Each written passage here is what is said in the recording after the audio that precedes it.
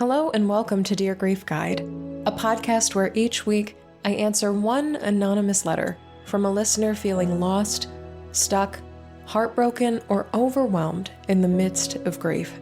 My name is Shelby Forsythia. I'm a grief coach and author, and I'm here to help you create a life you love from the life loss forced you to live. Let's get to today's letter. Dear Grief Guide, my only brother died 4 years ago, and as a young woman, I've been on many dates, some more personal than others. One question that often comes up is, are you close with your brother? Assumingly because I always share fun stories about my childhood and my brother is always a part of them. I feel like such a mood killer when I awkwardly laugh and plead with my date not to feel bad for me, but that my brother is dead. I remember I was looking for advice about this years ago, and the only thing I found was saying, I don't have a brother. While this certainly brings a stop to the questioning and makes things slightly less dark, I can't speak about my brother like that. I did have a brother, and I still do. He's just not here anymore.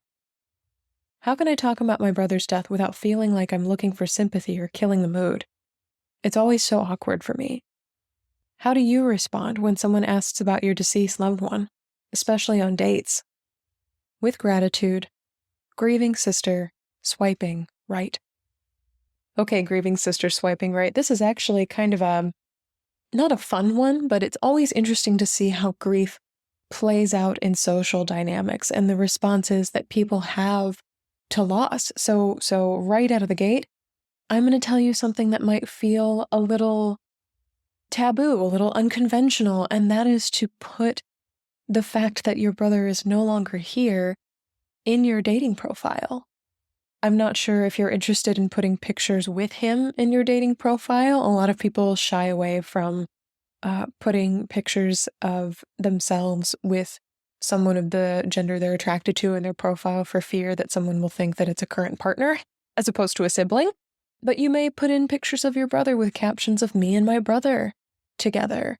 Or, as one grieving person who I believe lost her father and then put it on Tinder, wrote an article about, you might actually put it written into the body of your profile, whatever apps you're using to find and connect to people, saying something like, my brother died 4 years ago and I love remembering him. The biggest way to get to my heart is to ask me about him. To use it as a door opener, as a signifier of not only that you're grieving, but how you would like to be treated as you grieve. And this is something I recommend across the board, whether people are dating or not, but especially when you can declare out in the open, whether on social media or dating apps or even in conversations with people, to say, not only am I grieving, baseline, I'm grieving, but here's how you can help me feel loved or seen or validated or appreciated or not weird, not awkward as I'm grieving, is to ask me questions about him. So to say something like, I love cats and long walks on the beach. In the next paragraph, my brother died 4 years ago and I love being asked about him. It's the quickest way to my heart. Here are 3 questions you could ask me about him. Ask about the time we went camping together. Ask about the sport we played when we were in elementary school. Ask me about our favorite popsicle flavors, or let's go out for popsicles in honor of him. Like, the people who know what it is to grieve and who want to date somebody who is grieving will take that as an opportunity to get to know you better. They will not shy away from that. They will not think that's weird. It may feel different for you right now because you mentioned you're a young woman. I don't know how old you are exactly, but there may not be a lot of people in your dating pool who know what it is to grieve the death of a sibling. That being said, I don't quite remember what the statistic is, but if I remember correctly, it's either 1 in 11 or 1 in 13 people will experience the loss of a significant person in their life before the age of 18. That's about a 10th to 14th or 13th of the population. That's a lot of people who know what it is to lose someone they really, really love. So there are grievers out there, and they are on dating profiles just like you. Whether they put it on their profile, like you, that remains to be seen. But if you'd like to, you can invite them to engage with you. I lost my brother 4 years ago. Asking me questions about him is the quickest way to my heart. If you're grieving someone too, let's talk.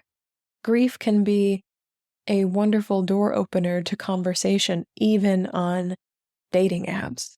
And I'm a little hesitant to mention this, but as much as you can, and I trust your instincts on this, I hope you'll avoid situations that feel like what a lot of people now call trauma bonding, which is meeting up to talk, but only talking about the awful thing that happened to you, having grief be the center and the locus of your dating relationship.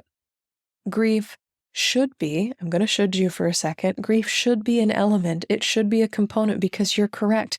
Your brother was a part of your life and your brother is a part of life. He's going to come with you into the future of everything.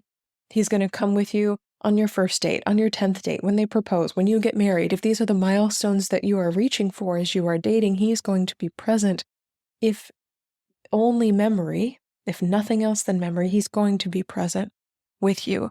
So it is worth knowing. Grief is worth being a part of the conversation that you're having, but I would be wary of having grief be the only reason that you're dating somebody. There should be some level, of course, of mutual attraction, whether that's physically, emotionally, mentally, spiritually. There should be other shared interests. There should be agreement on, concrete things like family relationships, holidays, managing money, living arrangements. There should be so many other things that you agree upon and that you like about each other in order to be in a dating relationship. And because you are a grieving person, grief should exist somewhere within the ecosystem of your relationship. So put it on your dating profile in some capacity. It's a brave move, and you will very quickly weed out people who aren't interested in talking about your brother or who are going to respond awkwardly to your story by doing that. What I don't want you to do is follow this advice you heard years ago, saying, I don't have a brother. Because you're right, that makes things so much more complicated. Eventually you're going to have to backtrack and tell them, actually, yeah, I do have a brother, but he's dead. So not only have I lied to you, I lied to you twice. And that is not necessarily the best foundation on which to create a relationship. So let the foundation be grief. Let it be that initial, sort of, for lack of better phrasing, that initial bomb drop, that initial shock factor, whether it's on your profile or whether you say it in person, and let the other person respond how they may. Being said, how people respond to you is a big tell for how they're going to respond to you for the remainder of your relationship. In Life After Loss Academy, there's an entire section where we talk about not just doing grief with yourself, processing grief by yourself, but processing grief with others, because grief never happens in a vacuum. So we talk about how to craft your grief story, including planning for other people's responses to your grief. So what are you going to do if they respond well? Oh my God, I'm so sorry to hear that. Tell me your favorite memory of him. It's clear he's important to you. If they respond poorly, whether they gloss over it entirely, they look at you crazy, they get up and leave the table, whatever the case may be, or if they give you no response at all. If they change the subject, if they fail to acknowledge your loss, if they never talk about pictures of you together or speak his name again, what are you going to do in each of those situations? And in Life After Loss Academy, that's something I can help you plan out and plan for as you begin to embark on dating as a grieving person. And that's the last thing I'll leave you with.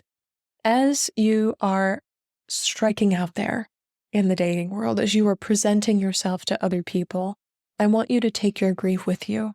In Life After Loss Academy, we call this seeing through grief glasses. So as you are combing over your prospects, as you are considering who to give your precious time, energy, and attention to, look at them through grief glasses. Are they demonstrating empathy or emotional intelligence?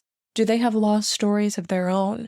Are they choosing places and spaces where it feels like your grief would be welcome? Maybe places that are less anxiety-inducing or more restful. Like, for example, my grief would much prefer a first date that's a walk along the lake than in like a bump and club restaurant, but that's just me. So what does your grief need as it comes along for the ride with you? as you date, as you experience the world as someone who is dating. I am wishing you so much luck, so much love, and so much permission to get creative with this process, to let people who are grieving and who are grief welcoming come to you, to let whatever you choose to put on your profile in ways to talk about your brother be an invitation, not a barrier to love, because that is exactly what it is.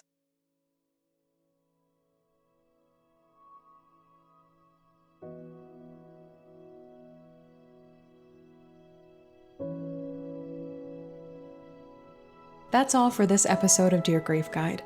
Thank you so much for joining me today. If you're feeling lost, stuck, heartbroken, or overwhelmed in the midst of your own grief, check out my free workshop, Grow Through Grief: 3 ways to stop feeling stuck and start moving forward. I'll give you 3 easy, actionable tools for navigating life after loss and show you how you can create peace, stability, and compassion right there in the middle of grief's confusion and uncertainty. You can find the workshop link in the show notes. If this podcast helped you feel a little less alone in your grief, please subscribe and leave a review on Apple Podcasts, Spotify, or wherever you're listening. And be sure to share Dear Grief Guide with a friend, because you never know what someone you love is going through. You can submit your anonymous letter for the show and find additional grief support at shelbyforsythia.com. Music for Dear Grief Guide is performed by Addie Goldstein. Editing by Rue Spence of Synivia. Until next time, I see you. I am so proud of you and the work that you're doing in the world. And I love you. Because even through grief, we are growing.